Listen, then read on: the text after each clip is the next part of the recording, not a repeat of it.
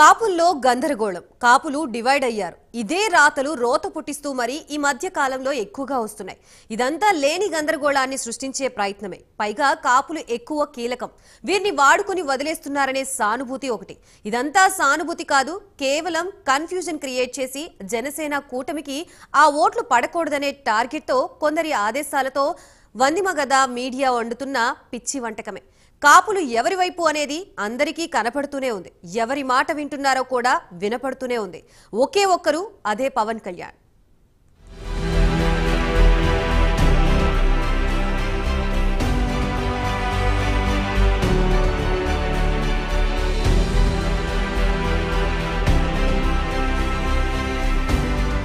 కాపులు 75 నియోజకవర్గాల్లో కీలక పాత్ర పోషిస్తారు. గెలుపోటములను డిసైడ్ చేస్తారు. ఇది నిజం. రాజ్యాధికారం మాత్రం ఇప్పటి వరకు రాలేదు. ఇది నిజమే. అలాంటి కాపుల్లో కన్ఫ్యూజన్ ఏర్పడింది. ఇది మాత్రం అబద్ధం. వారికి కావలసిన దాన్ని కావాలనే క్రియేట్ చేసి కన్ఫ్యూజన్ చేయడమే టార్గెట్గా కొందరు చేస్తున్న పనిది. దీనికి వారు చూపించేది హరిరామ జోగయ్య లేఖలు, ముద్రగడ పద్మనాభం మాటలు, వీరిపై పవన్ కళ్యాణ్ చేసిన కామెంట్లు. ఇవన్నీ చూపిస్తూ ఏదో జరిగిపోతుందని గగ్గోలు పెడుతున్నారు.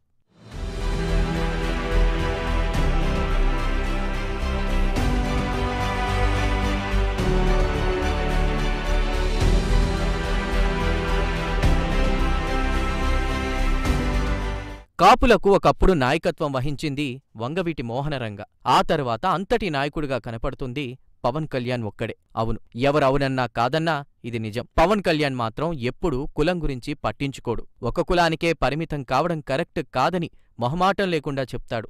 అన్యాయానికి గురైన ఇతర కులాలతో పాటు కాపులకు కూడా న్యాయం చేయాలనే మాట్లాడతాడు. అది కొంతమందికి నచ్చకపోయినా పవన్ విధానం అదే. కాని కాపులు మాత్రం ఇదివరకు ఎన్నడూ లేని విధంగా పవన్ను అభిమానిస్తున్నారు. సినిమాల్లో కన్నా రాజకీయాల్లోకొచ్చాక ఇంకా ఎక్కువగా అభిమానిస్తున్నారు. చిరంజీవి ప్రజారాజ్యం పెట్టినప్పటికంటే ఎక్కువగా కాపులు ఇప్పుడు పవన్ వైపు చూస్తున్నారు.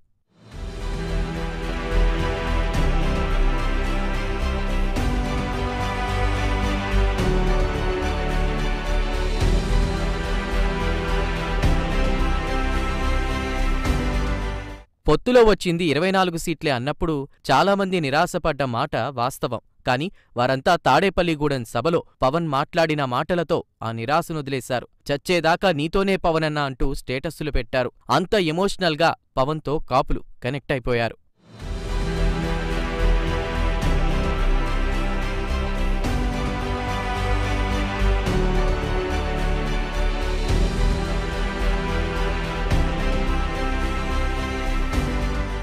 నిజమే కదా. సినిమాల్లో వచ్చే డబ్బులు జనసేనకు ఖర్చు పెడుతున్నాడు. సినిమాలే హాయిగా చేసుకుంటే హ్యాపీగా బతికేయచ్చు కదా. కాని ఏదో చెయ్యాలనే తపనతో ఎన్ని ఎదురుదెబ్బలు తగిల్నా పవన్ తన రాజకీయ ప్రస్థానాన్ని కొనసాగిస్తూ రోజురోజుకు బలోపేతంగా తయారవుతున్నాడు. ఈరోజు పవన్ లేని రాష్ట్ర రాజకీయమే లేదు.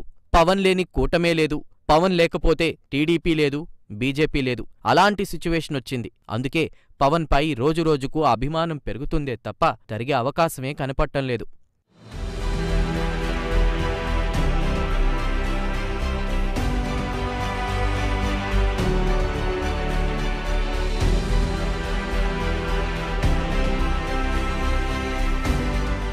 ముద్రగడ పద్మనాభం వైసీపీలో చేరడం, అలానే హరిరామ జోగయ్య కుమారుడు వైసీపీలో చేరడంతో వాళ్లు చెబుతున్న కాస్త గందరగోళం కూడా లేకుండా పోయింది. కొంతమంది మేధావులు లెక్కలేసి అసంతృప్తిగా మాట్లాడడం తప్పితే ప్రతి సామాన్య కాపు కులస్తుడు పవన్ కళ్యాణ్ను మనస్ఫూర్తిగా తమ నాయకుడిగా యాక్సెప్ట్ చేస్తున్నారు. పవన్ కళ్యాణ్ వేస్తున్న ఎత్తుగడలు, వ్యూహాలను సమర్థిస్తున్నారు. ఎవరు ఒప్పుకున్నా ఒప్పుకోకపోయినా ఈసారి ఎన్నికల్లో కాపులు పవన్ వెంటే, జనసేన కూటమి వెంటే. అందులో ఎలాంటి డౌట్ ఎవరికీ అవసరం లేదు.